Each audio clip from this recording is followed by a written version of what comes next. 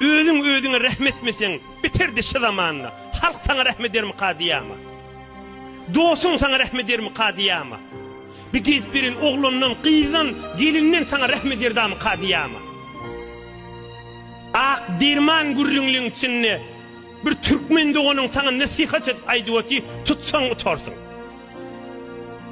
Ey yaş oğlan, ikimizin gürrünümüz. Öz kamın özün iyi. Oğluluktan saylanıştın değil mi? Hem dünyanın hem ahiretin abat bolmaktığını yadından çıkarma. Öz dünya ve ahirin abat bolmağını halkı özlep güymeni qalama. Onun bana göz tüküp de imanın, musulmançılığın iyi de koyma. Dünyanın ahiretin abatlık, ertir akşam dersin de olsa, işin de olsa, defterin